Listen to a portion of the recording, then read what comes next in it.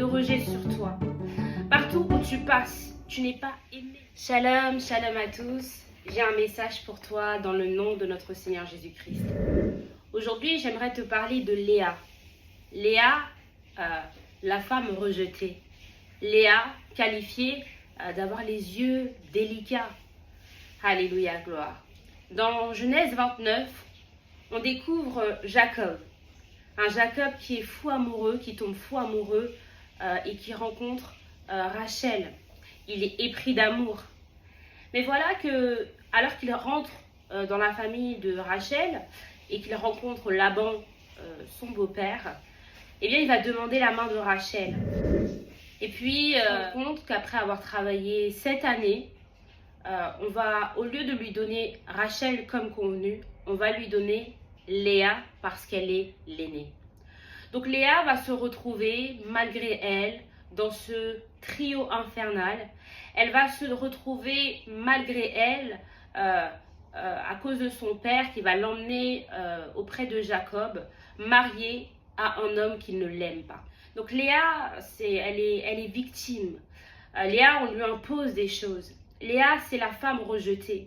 Léa, c'est celle qui est toujours dans l'ombre de sa sœur. Pourtant, elle est l'aînée, mais elle n'a pas le physique avantageux de Rachel. Mais bien aimée dans le Seigneur, pourtant, Léa était le choix divin, le choix de Dieu pour Jacob. Elle était aimée de Dieu. Alors j'ai une parole pour toi. Peut-être que toi aussi tu es rejeté. Peut-être que tu es rejeté dans plusieurs aspects et domaines de ta vie. Peut-être qu'on ne sait pas t'aimer à ta valeur. Et pourtant, il y a une grâce déversée dans ta vie. Mais on ne parvient pas à t'aimer. On ne parvient pas à t'apprécier. Et aujourd'hui, tu en souffres parce que partout où tu passes, tu es rejeté. Tu as les marques de rejet sur toi. Partout où tu passes, tu n'es pas aimé. Alors je veux te dire aujourd'hui que l'Éternel est capable de te consoler. Il est le Dieu de la restauration.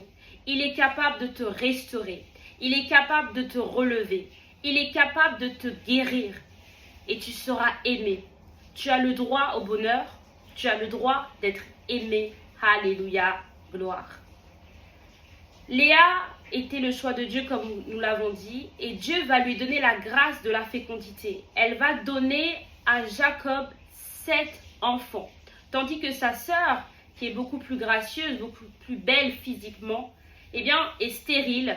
Eh bien, Dieu va visiter les entrailles de Léa et lui donner la grâce de pouvoir être féconde, qui était signe de bénédiction.